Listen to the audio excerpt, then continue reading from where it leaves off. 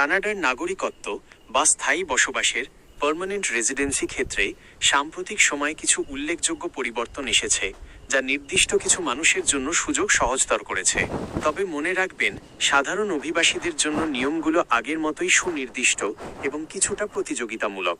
2026 সালের প্রেক্ষাপটে মূল পরিবর্তন ও সহজ উপায়গুলো নিচে তুলে ধরা হলো।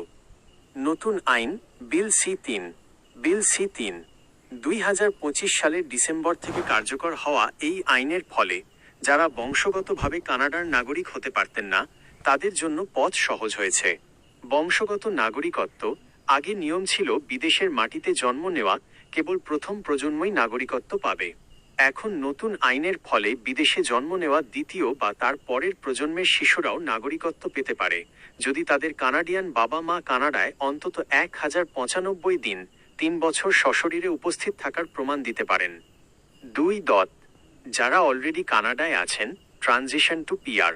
কানাডা সরকার বর্তমানে তাদের ইমিগ্রেশন লেভেল প্ল্যান 2025-27 আওতায় নতুনদের চেয়ে যারা ইতিমধ্যে স্টুডেন্ট বা ওয়ার্কার হিসাবে কানাডায় আছেন, তাদের স্থায়ীভাবে বসবাসের পিআর সুযোগ বাড়ানোর দিকে বেশি নজর দিচ্ছে।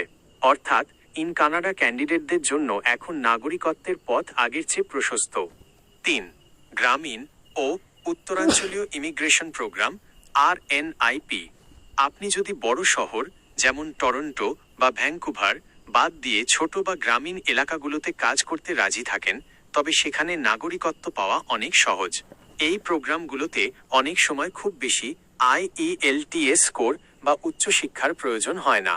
নর্থ বে, সাডবেরি বা থান্ডার বে মতো এলাকাগুলোতে কর্মসংস্থানের মাধ্যমে দ্রুত পিআর আবেদন করা যায়। 4. নাগরিকত্বের সাধারণ শর্তাবলী। Standard process. আপনি যদি একজন স্থায়ী বাসিন্দা পিআর হোল্ডার হন, তবে নাগরিকত্বের আবেদন করা বেশ সহজ। সময়সীমা গত 5 বছরের মধ্যে কমপক্ষে 1095 দিন 3 বছর কানাডায় সশরীরে উপস্থিত থাকতে হবে। ট্যাক্স অন্তত 3 বছর ইনকাম ট্যাক্স ফাইল করতে হবে। ভাষা ও পরীক্ষা 18 থেকে 54 বছর বয়সীদের জন্য ইংরেজি বা ফরাসি ভাষায় দক্ষতা এবং একটি সাধারণ নাগরিকত্ব পরীক্ষা দিতে হয়। 55 বছরের বেশি বয়সীদের জন্য এই পরীক্ষা বা ভাষা দক্ষতার প্রয়োজন নেই।